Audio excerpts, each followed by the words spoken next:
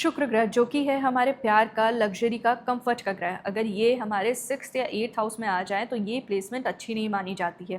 पहले समझ लेते हैं कि 6th हाउस में अगर वीनस आ जाए तो फिर ये कैसे रिजल्ट देता है। सबसे पहले 6th हाउस जो होता है वो होता है हमारे रोग का, रिपु का, ऋण का, और अगर कॉन्फ्लिक्ट भी देखा जाए तो वो भी हमारे 6th हाउस से ही देखा जाता है। और जब प्यार का ग्रह आपके 6th हाउस में आकर के बैठ जाए तो समझ जाइए कि आपके पार्टनर के बीच में हमेशा ही कुछ ना कुछ कॉन्फ्लिक्ट चलते रहता है, कुछ ना कुछ मिसअंडरस्टैंडिंग होती रहती है। 6th हाउस में जब भी वीनस आता है तो ये आपको रिप्रोडक्टिव ऑर्गन से रिलेटेड कोई ना कोई प्रॉब्लम दे देता है।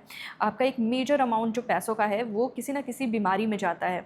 आप ये भी देखोगे कि आपके ऊपर कुछ डेट आ जाता है और उसे भी चुकाने में आपको बहुत ज़्यादा प्रॉब्लम होती है।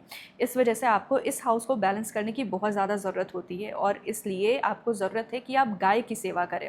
6th हाउस जो होता है वो हमारे सेवा भाव का भी होता है और जब हम गाय की सेवा करते हैं तो फिर हम शुक्र को और 6th हाउस दोनों को साथ में बैलेंस कर रहे होते हैं। अब चलते हैं, अगर 8th हाउस में शुक्र आ जाए तो फिर वो कैसे रिजल्ट देते हैं। 8th हाउस जो होता है वो होता है हमारे डेथ का, रीबर्थ का, हमारे अप्स एंड डाउन्स का, सडन चेंजेस का, ट्रांसफॉर्मेशन का, केओस का। और शुक्र को केओस बिल्कुल पसंद नहीं है, वो तो कंफर्ट का, लग्जरी का प्लैनेट है।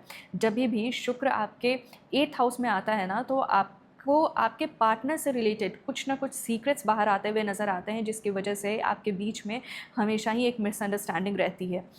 उसके बाद आप ये भी देखेंगे कि आपको कोई ना कोई लंबी चलने वाली बीमारी यहाँ पे शुक्र 8th हाउस में आकर के दे देते हैं। आपको सडन लॉस भी हो सकता है, इस वजह से आपको 8th हाउस को भी बैलेंस करना बहुत ज़्यादा ज़रूरी होता है।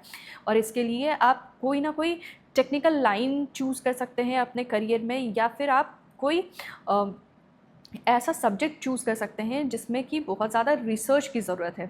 जो भी डीप रिसर्च वाले सब्जेक्ट है ना, अगर आप उसको फॉलो करें तो फिर ये आपके 8th हाउस को बैलेंस करता है और जितनी भी प्रॉब्लम आ रही है इसको थोड़ा सा कम करता है। तो अगर शुक्र आपके 8th या 6th हाउस में है और अगर आप प्रॉब्लम फेस कर रहे हैं तो ये जो 2 रेमेडी है ये करके देखिए, ये आपके लाइफ में बहुत अच्छा असर देगी।